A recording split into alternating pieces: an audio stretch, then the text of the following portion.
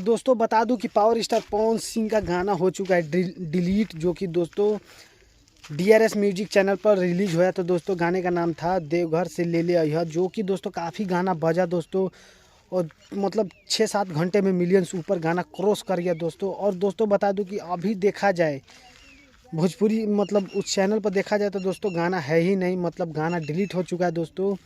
और पता नहीं दोस्तों क्यों डिलीट होया ये तो हमको नहीं मालूम दोस्तों, पर दोस्तों बता दूं कि गाना बहुत ही ज़्यादा बज रहा था दोस्तों, इसलिए डिलीट होया कि पता नहीं किस लिए डिलीट होया दोस्तों। तो दोस्तों अभी गाना आप जाकर सर्च कीजिएगा तो गाना नहीं मिलेगा, खाली सिर्फ टीजर ही ऊपर दिखेगा और पावर स्टार पवन सिंह का गाना नहीं मिल रहा है दोस्तों। मतलब उस चैनल पर है ही नहीं जिस चैनल से कल गाना रिलीज होया था।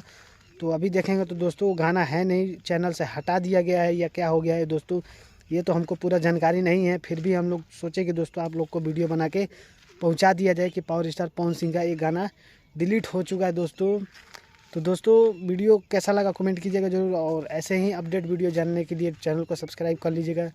तो मिलते हैं किसी और नई वीडियो में, तो आज के लिए इतने ही। जय हिंद, वंदे मातरम, हर हर महादेव, जय माता दी।